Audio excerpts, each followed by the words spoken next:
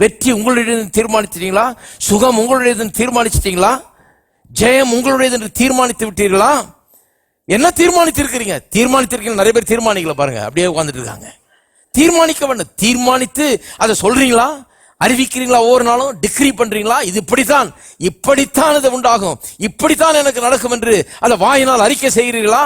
அப்படின்னா அது எஸ்டாப்ளிஷ் ஆயிடும். அது உங்களுடைய வாழ்க்கையில வாய்க்கும், அதுதான் உண்டாயிருக்கும். போதகர் சாம்பி செல்லத்துறை அவர்கள் நடத்தும் பூரண சுவிசேஷ வேதாகம கல்லூரியில் பயிற்சி பெற உடனே தொடர்பு கொள்ளவும். தொடர்புக்கு பூரண சுவிசேஷ வேதாகம கல்லூரி, தபால் பெட்டி எண் 494, சென்னை 7.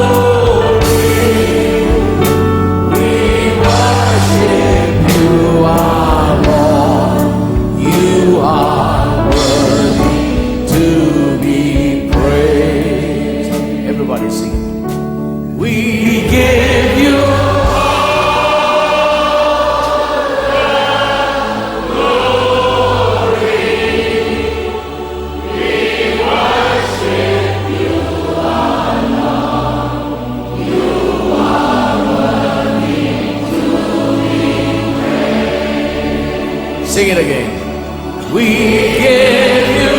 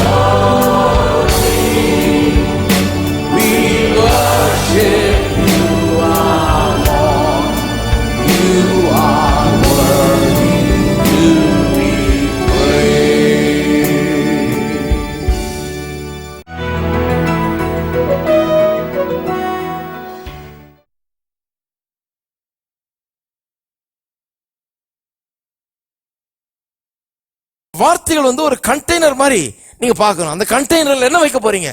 சந்தோஷத்தை வையுங்கள், சமாதானத்தை வையுங்கள், சுகத்தை வையுங்கள், ஆரோக்கியத்தை வையுங்கள், வெற்றியை வையுங்கள், செழிப்பை வையுங்க. உள்ள தப்பானதை வைக்காதீங்க. பாமை வச்சு வெடிச்சு செதற மாதிரி வைக்காதீங்க. சில குடும்பங்கள் செதறி இருக்குது, அதனாலதான். சில வாழ்க்கை திருமணங்கள் செதறி விட்டது, அதனாலதான். சில தொழில்கள் கெட்டு போய் விட்டது, அதனாலதான். ஏன்னா அந்த வார்த்தைகள் ஒரு கண்டெய்னர் மாதிரி இருக்கிறதுங்கிறத அவன் கவனிக்கல. அது ஒரு பெட்டகம் போல இருக்குது. அதுக்குள்ள நல்லதையும் வைக்கலாம், கெட்டதையும் வைக்கலாம். எதை வைக்கிறோம்ங்கிறது நம்முடைய பொறுப்பா இருக்கிறது. அதனால இயேசு சொல்றார், ஒரு வீட்டுக்கு போகும்போது சமாதானம் என்று கூறுங்கள் என்றார். அந்த வீட்டுக்கு என்ன கூறணுமா? சமாதானம் கூறுங்கன்றார். சமாதானத்துக்கு பாத்திரம் அங்கே இருந்தால் அதை அவன் எடுத்துக்கொள்வான், இல்லைன்னா அது உங்களுக்கு திரும்பி வந்துடும். நம்ம ஆளுங்க என்ன சொல்றாங்க? ஆமா, பெரிய நம்ம சமாதானம் வந்துருதாக்கும், அப்படித்தானே சொல்றாங்க எல்லாரும். ஒரு இடத்துல இதை பற்றி பிரசங்கம் பண்ணிட்டு இருந்தேன் பாருங்க. ஒருத்தருக்கு அவ்வளோ கோபம் இருக்கு. எல்லாம் வாயில தான் இருக்குதா, எல்லாம் வார்த்தையில தான் இருக்குதா, அப்படிதான் பைபிள்ல சொல்லியிருக்கா? எந்த பைபிள் இது? இவ்வளவு வசனம் இருக்கு. நான் சொன்னேன், நான் உங்களுக்கு எத்தனை வசனம் வேணா காமிக்கிறேன், நீங்க எனக்கு ஒரு வசனம் காமிங்களா இல்லைன்னு சொல்லி. விளங்கல. நிறைய கிறிஸ்தவர்களுக்கு இது விளங்கல. பாருங்க, இந்த மேன்மையே விளங்கவில்லை. கவனிக்க வேண்டும். அப்ப சமாதானம் உண்டாயிருக்குதுன்னு சொல்றது எவ்வளவு முக்கியமா இருக்கு பாருங்க. எபிரேய மக்கள் அவங்க ஊர்ல என்னைக்கும் போனீங்கன்னா, இஸ்ரவேல் தேசத்துல போனீங்கன்னா, அவன் ஷலோம் ஷலோம் ஷலோம் ஷலோம் தான் சொல்லிட்டு இருக்கான் எல்லாரையும். தெருவில் பார்த்தா கடைக்காரனுக்கு ஷலோம், வீட்டில் போனா மனைவிக்கு ஷலோம், புருஷனுக்கு ஷலோம், பிள்ளைகளுக்கு ஷலோம், எல்லாருக்கும் ஷலோம் ஷலோம் ஷலோம் ஷலோம்னு தான் ஒருத்தர் வாழ்த்தி கொண்டு வணக்கம் சொல்றதே அவங்க. அதான் நம்ம வணக்கம்ன்றோம், அவங்க ஷலோம்ன்றாங்க. ஷலோம்னா பீஸ். ஒருத்தர் அந்த விசுவாசித்தால் அவனுக்கு அது அப்படியே ஆகுன்றாங்க. நம்ம வார்த்தை வந்து வேணா திரும்பாது, அவன் விசுவாசிக்கல வேணாம் திரும்பிடுன்றாரு. இருக்கீங்களா? அது எவ்வளவு முக்கியம், நம்ம பேசுறது எவ்வளவு முக்கியம் என்று பாருங்கள். ஒரு வீட்டுக்கு போனா சமாதானம்னு சொல்லுவீங்களா? சொல்லுங்கள் என்று சொல்லுகிறார். கவனிக்க வேண்டும். திருப்பம் 16ஆம் அதிகாரம், நீதிமொழிகள் 16ஆம் அதிகாரம் 21ஆம் வசனம். எல்லாம் சொல்லுங்க, என்னுடைய வார்த்தைகள் வல்லமை உள்ளவைகள். 21ஆம் வசனம், இருதயத்தில் ஞானம் உள்ளவன் விவேகி எனப்படுவான், உதடுகளின் மதுரம் கல்வியை பெருக பண்ணும். உதடுகளின் மதுரம் இனிமை. 24 வாசிங்க, இனிய சொற்கள் தேன்கூடு போல ஆத்மாவுக்கு மதுரமும் எலும்புகளுக்கு ஔஷதமும். இது சுருக்கமா சொல்றேன். வார்த்தைகள் வந்து ஒரு டானிக் போல நம்முடைய ஆத்மாவுக்கும் சரீரத்துக்கும் இருக்கும். வார்த்தைகள் நிறைய பேர் இப்ப மருந்து கடையில் டானிக்கை வாங்கி வாயில ஊத்திக்க வேண்டியது. ஆனா அந்த வாயிலிருந்து வர்ற வார்த்தை வந்து இந்த டானிக்கெல்லாம் கெடுக்கிற வார்த்தை. உள்ள போன டானிக் கூட வேலை செய்யாது, அப்படிப்பட்ட வார்த்தைகளை பேசிட்டு இருக்காங்க. ஆனா டானிக்கை ஊத்துறோன்னே என்னமோ நடக்க போகுதுன்னு நினைக்கிறாங்க. டானிக்கினால சுகம் வந்துடும், டானிக்கினால ஆரோக்கியம் வந்துடும் நினைக்கிறாங்க. அந்த டானிக்கை விட மிக முக்கியமான டானிக்கு நம்முடைய வார்த்தையிலிருந்து வெளியே வருகிறவர்கள். அதான் இயேசு சொன்னார், உள்ள போகிறவைகள் தீட்டுப்படுத்தாது, வெளியே வர்ற வாயிலிருந்து வெளியே வர்றதுதான் தீட்டுப்படுத்துதுன்னாரு. ரொம்ப முக்கியம். நம்முடைய வாயிலிருந்து வெளியே வருகிற வார்த்தைகள் ரொம்ப முக்கியம். அது வந்து மதுரமாக இனிமையாக நம்முடைய உடலுக்கும் நம்முடைய ஆத்மாவுக்கும் வெளிப்புறமான மனுஷனுக்கும் உள்ளான மனிதனுக்கும் ஒரு டானிக் போல தெம்பூட்டக்கூடிய வார்த்தைகளாக அவைகள் இருக்கிறது என்று வேதவசனம் சொல்லுகிறது. அப்போ வந்து வார்த்தைகளை எப்படி பேசணும்? மதுரமானதாக இனிமையானதாக பேச வேண்டும். திட்டமிட்டு பேசணும். என் வார்த்தை இனிமையா இருக்குதா, மதுரமா இருக்குதா, டானிக் மாதிரி இருக்குதா, அல்லது கசாயம் மாதிரி இருக்கா? எப்படி இருக்குது? டானிக் மாதிரி இருக்கா, இனிமையா இருக்குதா என்று யோசித்து பார்த்து பேச வேண்டும். திருப்பம் 17ஆம் அதிகாரம் 27ஆம் வசனம். 17, 27, 27, 28. அறிவாளி தன் வார்த்தைகளை அடக்குகிறான், விவேகி குளிர்ந்த மனம் உள்ளவன். அதாவது நீதிமொழிகள்லாம் பார்த்தீங்கன்னா கான்செப்ட் இதுதான். இந்த மாதிரி வசனங்கள்லாம் பார்த்தீங்கன்னா படன்னு பேசுறவன் வந்து முட்டாள். இந்த எசன்ஸை சொல்றேன், சாராம்சம் என்னன்னு. வாயில வந்ததெல்லாம் பேசுகிறவன் முட்டாளாம். யார் ஞானி? வாயை அடக்குகிறவன் ஞானி. அவ்வளவுதான் அதனுடைய சாராம்சம். அதை பல விதத்தில் சொல்லி இருக்குது. கவனிப்போம். அறிவாளி தன் வார்த்தைகளை அடக்குகிறான், விவேகி குளிர்ந்த மனம் உள்ளவன். பேசாதிருந்தால் மூடனும் ஞானவான் என்று எண்ணப்படுவான், தன் உதடுகளை மூடுகிறவன் புத்திமான் என்று எண்ணப்படுவான். இன்னொரு டிரான்ஸ்லேஷன் கவனிங்க. Experience uses few words, discernment keeps a cool head. 27ஆம் வசனம். எக்ஸ்பீரியன்ஸ், அனுபவப்பட்டவன் கொஞ்சம் ஞானி, அவன் வந்து சில வார்த்தைகளை மட்டுமே உபயோகப்படுத்துகிறான். விவேகம் உள்ளவன் மனதை குளிர்ந்த மனதுள்ளதாக வைத்துக் கொள்கிறான். 28ஆம் வசனம். Even a fool, if he holds his peace, is thought wise. keep your mouth shut and show your good sense. எப்படி சொல்லியிருக்கு பாருங்க. ஒரு முட்டாள் கூட வாயை மூடிட்டு இருக்கிறதுனால அவனை ஞானின்னு நினைச்சுக்கிறாங்க மற்றவங்க. ஆகவே வாயை மூடிக்கொண்டு நீ ஞானவான் என்பதை காட்டு அப்படின்னு சொல்லி இருக்குது. இன்னொரு translation, a man of sense is sparing of his words, the prudent will keep cool. 27ஆம் வசனம் அது. அதாவது கொஞ்சம் புத்தி உள்ளவன் அளந்து பேசுகிறான், விவேகம் உள்ளவன் அப்படியே கொஞ்சம் அமைதலா இருக்கிறான். Even a fool, 28, pass, even a fool may pass for wise if he says nothing. With closed lips he may be counted sensible. ஒரு முட்டாள் கூட ஒன்றும் சொல்லாதனால அவன் ஞானி என்று எண்ணப்படுகிறான். வாயை மூடிக்கொண்டிருக்கிறவனை புத்தி உள்ளவன் என்று மற்றவர்கள் எண்ணிக்கொள்கிறார்கள். பாருங்க, இதுல ஒட்டுமொத்தமா என்ன சொல்ல வர்றாரு, உங்களுடைய வாயில எவ்வளவு வல்லமை இருக்குது பாருங்க. அந்த வாயில் இருக்கிற வல்லமை மட்டும் நாம் அறிந்து கொண்டால் நாம் என்ன சொல்ல போறோம், அது சொல்றதுனால வாடுகிற விளைவுகள் என்ன, இது சொல்றதுனால என்ன ஆகும், இது சொன்னதுனால என்ன கெடும் அப்படிங்கிறத யோசித்து பார்த்து நாம் பேசுவோம். எப்ப நம்முடைய வார்த்தைகள் எவ்வளவு முக்கியமானவைகள் என்பதை புரிந்து கொள்ளும்போது. நிறைய பேருக்கு என்ன, என் வார்த்தை முக்கியம் இல்லை, கடவுளுடைய வார்த்தை முக்கியம், மற்ற பெரியவங்களுடைய வார்த்தைலாம் முக்கியம். அவர் இப்படி சொன்னார், இவருக்கு எல்லாரையும் கோட் பண்ணுவாங்க. ஆனால் நம்முடைய வார்த்தை மட்டும் முக்கியம் இல்லை. நம்மளை யாராவது கோட் பண்ணுறாங்களா? நம்ம வார்த்தை என்ன பெரிய, நம்ம என்ன பெரிய மனுஷனா? நம்ம வார்த்தை அவ்வளோ முக்கியமா? திருவள்ளுவரை கோட் பண்ணுறாங்க, இயேசுநாதரை கோட் பண்ணுறாங்க, காந்தியை கோட் பண்ணுறாங்க, இவரை கோட் பண்ணுறாங்க, அவரை கோட் பண்ணுறாங்க. ஆனால் நம்ம என்ன, நம்ம ஒரு பெரிய மனுஷனா? நம்மள ஒருத்தர் கோட் பண்ணுறாங்க. நான் சொல்கிறேன், நீங்களும் அப்படித்தான் சிருஷ்டிக்கப்பட்டிருக்கிறீர்கள். வாயிலே வல்லமை உள்ளவர்களாக, நாவிலே வல்லமை உள்ளவர்களாக உண்டாக்கப்பட்டிருக்கிறீர்கள். உங்களுடைய வார்த்தைகள் மிகவும் முக்கியம். இருக்கீங்களா? 18:2, மூடன் ஞானத்தில் பிரியங்கொள்ளாமல் தன் மனதில் உள்ளவைகளை வெளிப்படுத்த பிரியங்கொள்கிறான். இன்னொரு டிரான்ஸ்லேஷன் இப்படி சொல்லுகிறது, a fool finds no pleasure in understanding but delights in airing his own opinions. அதாவது முட்டாள் யாராம், பேச பேச அவன் கவனிக்க மாட்டான். ஏன்னா நீங்க என்ன சொல்றீங்கன்றதை புரிந்து கொள்றதுல அவனுக்கு ஆர்வம் கிடையாது. அவன் தான் நினைச்சதை வெளிப்படுத்தணும், அவ்வளவுதான். தான் நினைச்சதை பேசணும், அப்படிதான் இருக்கிறானா.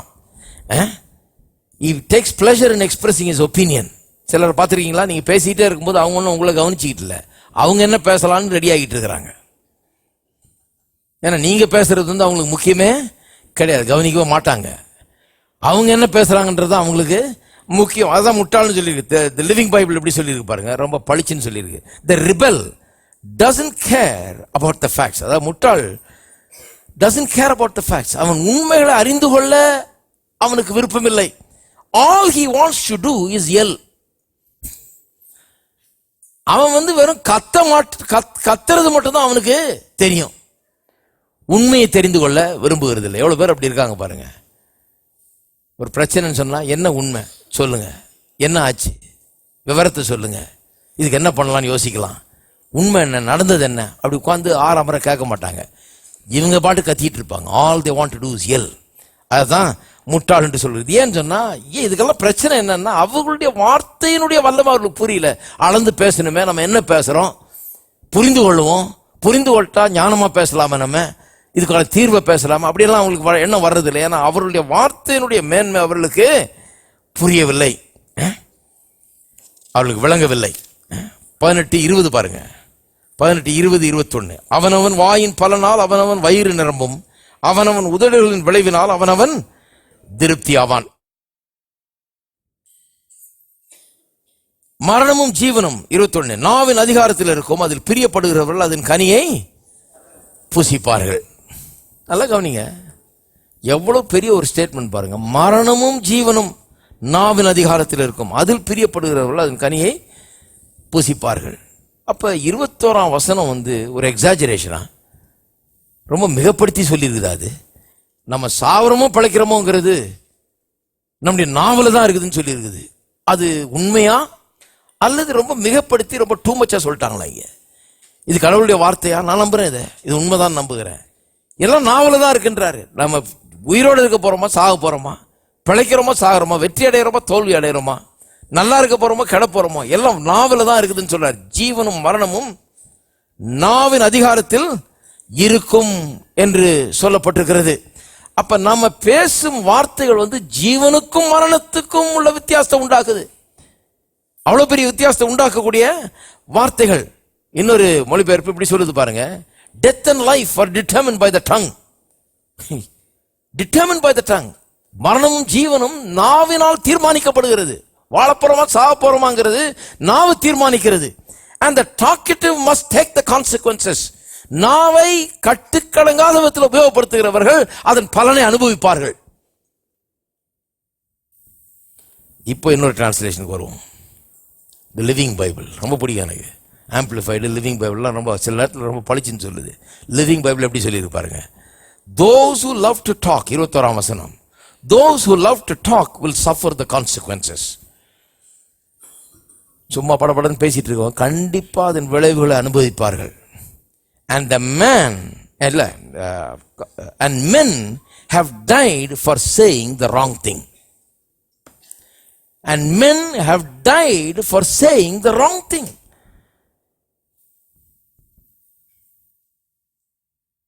சொல்லக்கூடாத வார்த்தையை சொன்னதுனாலே செத்தவர்கள் அநேகம்.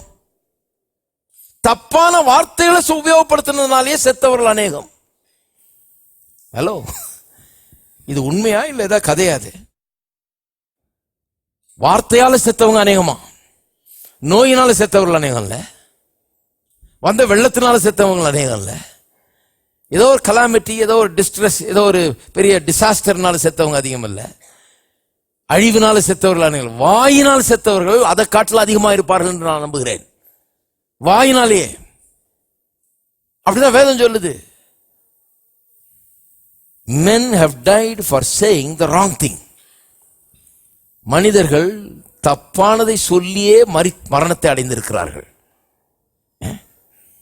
நிறைய பேருக்கு இது புரியல பாருங்க.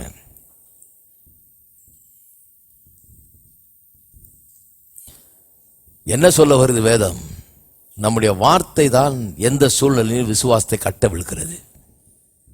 மருத்துவ உலகத்திலே இதெல்லாம் படித்து ஆராய்ந்து பார்த்தே சொல்றாங்க. சில ஆட்கள்கள் அப்படியே அவ்வளவு சீரியஸா இருப்பாங்களாம், சாகிற நிலைமையில இருப்பாங்களாம். ஆனா ஆள் சாவுக்கு மட்டும் தன்னை ஒப்பு கொடுக்க மாட்டாங்க. டாக்டர்கிட்டே பார்த்து சொல்லுவாங்களா, நீ என்ன வேணா பண்ணுங்க டாக்டர், என்ன ஊசி போடுறீங்களோ போடுங்க, என்ன ட்ரீட்மெண்ட் கொடுக்குறீங்களோ கொடுங்க, வலியை பொருட்படுத்தாதீங்க, சைடு எஃபெக்ட் அதெல்லாம் நான் பார்த்துக்கிறேன், என்னமோ பண்ணுங்க, சாவ மட்டும் மாட்டேன், உயிரோட பயந்து போவேன் இங்கிருந்து, நான் சாகிறது இல்லை. ரிசர்ச்சில் கண்டுபிடிச்சிருக்கிறாங்க. அப்படிப்பட்ட ஆட்களை டாக்டரே அப்படிப்பட்ட ஆளை பார்த்தோன்னா அவருக்கே ஒரு உற்சாகம் வந்துடுது. அவரே ரொம்ப அதிகமாக கவனிக்க ஆரம்பிச்சிடறாராம். அப்படிப்பட்ட ஆட்களை நல்ல ட்ரீட்மெண்ட் கொடுக்குறாங்க, ரொம்ப நம்பிக்கையோட ட்ரீட்மெண்ட்டை தொடர்றாங்க. அவங்க சுகமாகணும்னு இவங்க விரும்புகிறாங்களாம் டாக்டருங்களை, ஏன்னா அவ்வளோ நம்பிக்கையாக இருக்கிறாங்களே. அதனால அவங்க சுகமாகணும்னு டாக்டருக்கு ஒரு பெரிய விருப்பமாயிட்டு ஒரு ஆராய்ச்சியில் கண்டுபிடிச்சிருக்காங்க. அப்படிப்பட்ட ஆளை டாக்டர் சில நேரத்தில் நடுராத்திரியில் கூட பார்த்துட்டு போவாராம், நல்லா ஆயிடுச்சா, வேலை செய்தா இதுன்னு. அவ்வளவு கவனம் அவர் மேலே வந்துடுது. எக்ஸ்ட்ரா அட்டென்ஷன் கொடுக்க ஆரம்பிச்சிடுறாரு. இந்த எக்ஸ்ட்ரா அட்டென்ஷன்னாலேயே அந்த ஆள் இன்னும் கொஞ்சம் நல்லா ஆயிடுறாரு. இருக்கீங்களா? இதெல்லாம் கேட்கும்போது உலகத்தார் சபையில் இருக்கவங்களோட ரொம்ப ஞானி ஆயிட்டாங்க போல இருக்குது. அவங்க இப்போ ஆராய்ச்சி பண்ணியே எல்லாம் கண்டுபிடிச்சிட்டு வர்றாங்க. பைபிள் வாசனம் போய் ஏற்கனவே புரிஞ்சிருக்கும். இதெல்லாம் வேத வசனம் அப்படியே சொல்லுது நமக்கு. அப்போ பாருங்க எப்படி அது வேலை செய்யுதுன்னு சொல்லி. திருப்போம் யோபுவுக்கு. யோபுவின் புஸ்தகம் 22ஆம் அதிகாரம்.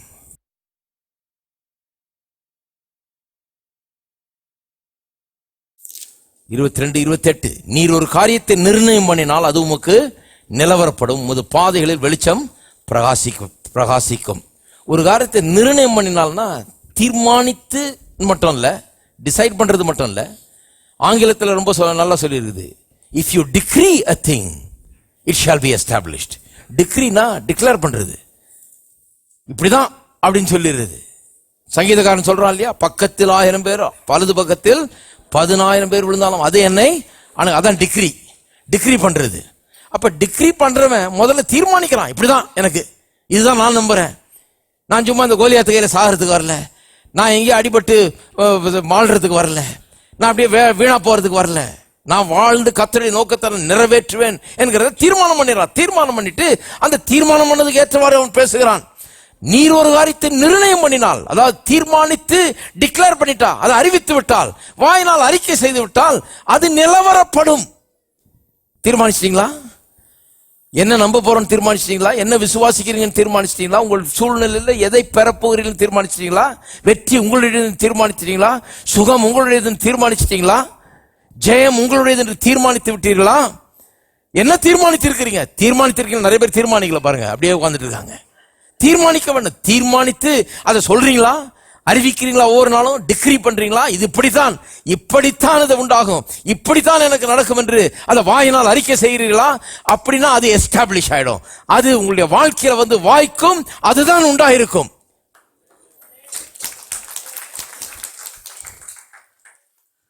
தீர்மானியுங்கள், வாயினால் அதை சொல்லுங்கள். அதான் விசுவாசம்.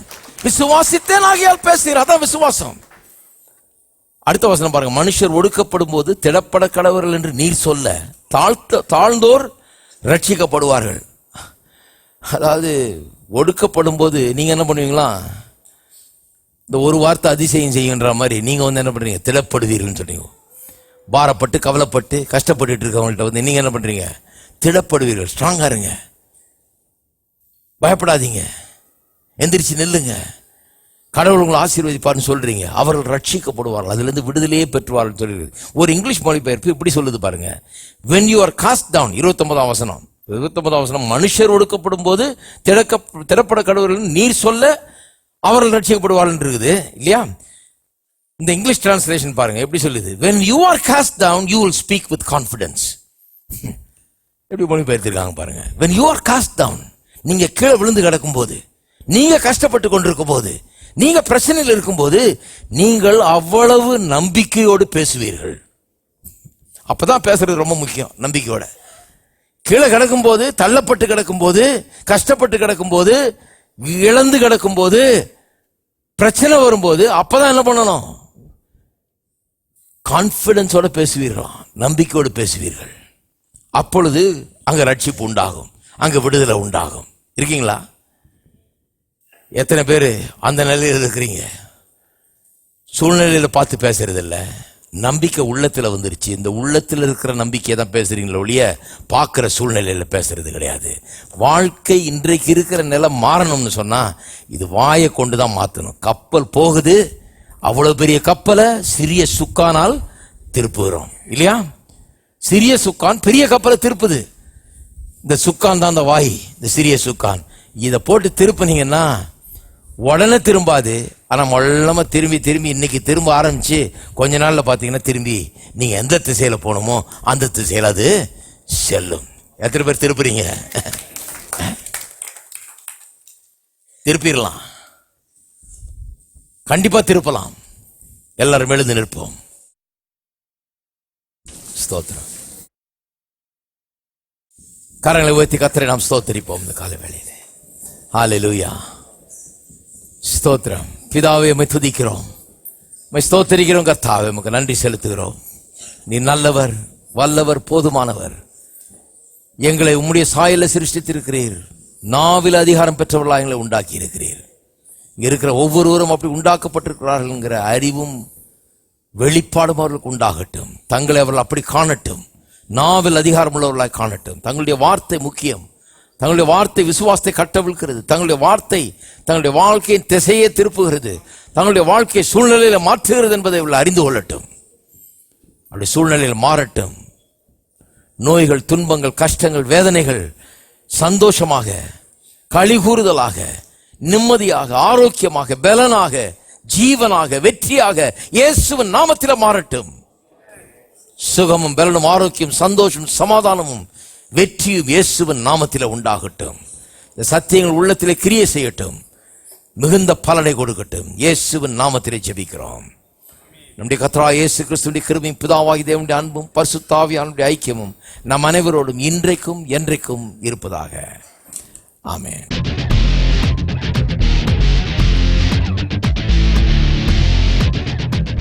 என்னுடைய வார்த்தைகள் வீண் வார்த்தைகள் அல்ல. நல்ல கவனிங்க. நல்ல மனுஷன் தன் இருதயமாகிய நல்ல பொக்கிஷத்திலிருந்து நல்லவைகளை எடுத்து காட்டுகிறார். மனுஷர் பேசும் வீணான வார்த்தைகள் ஒன்று இருக்கும். கடைசி நாள்ல கணக்கு ஒப்புவிக்க வேண்டும் இருக்குது. அப்ப நான் பேசுகிறது வீணான வார்த்தை இல்ல, அது ஃபுல்லா பேக்டா இருக்குது, விசுவாசத்தால் நிரப்பப்பட்டிருக்கிறது. பேசும்போது விசுவாசித்து பேசுகிறேன், ஆகையால் அது நடக்கும்.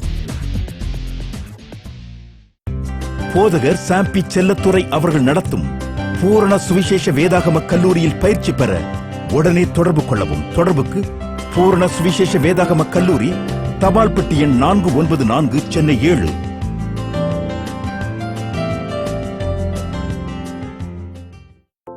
மாறிடா இம்மானேசரே, ஆஹா மாறாதவர் அன்பென்னாளுமே, கல்வாரி சிலுவை மீதிலே காணுதே இம்மான்பிதே. மாறிடா இம்மானேசரே, ஆஹா மாறாதவர் அன்பென்னாளுமே, கல்வாரி சிலுவை மீதிலே காணுதே இம்மான்பிதே. இயேசுவின் மகா அன்பிதே, அதனால மறியலாகுமோ, இதற்கிணை ஏதும் வேறில்லையே, இணை ஏதும் வேறில்லையே. இயேசுவின் மகா அன்பிதே, ஆழ மறியலாகுமோ, இதற்கிணை ஏதும் வேறில்லையே, இணை ஏதும் வேறில்லையே. பாவியாக இருக்கையிலே அன்பாய் பாரில் உன்னை தேடி வந்தாரே, ஈசனின் உன்னை தள்ளாமலே நேசனாக மாற்றிடவே. பாவியாக இருக்கையிலே அன்பாய் பாரில் உன்னை தேடி வந்தாரே, ஈசனின் உன்னை தள்ளாமலே நேசனாக மாற்றிடவே. இயேசுவின் மகா அன்பிதே, அதனால மறியலாகுமோ, இதற்கிணை ஏதும் வேறில்லையே, இணை ஏதும் வேறில்லையே. இயேசுவின் மகா அன்பிதே, அதனால மறியலாகுமோ, இதற்கிணை ஏதும் வேறில்லையே.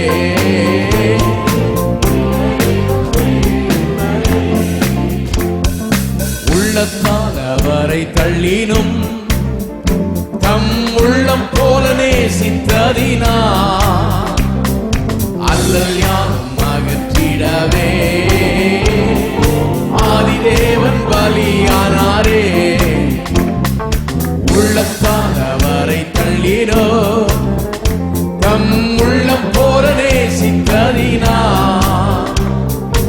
அல்லல் யாவும் அகற்றிடவே ஆதிதேவன் பலியானாரே. இயேசுவின் மகா அன்பிதே, அதனால மறியலாகுமோ, இதற்கிணை ஏதும் வேறில்லையே, இணை ஏதும் வேறில்லையே. இயேசுவின் மகா அன்பிதே, அதனால மறியலாகுமோ, இதற்கிணை ஏதும் வேறில்லையே, இணை ஏதும் வேறில்லையே. ஆவியால் அன்பை பகிர்ந்திட தூய தேவனின் சாயல் அணிய, ஆவியால்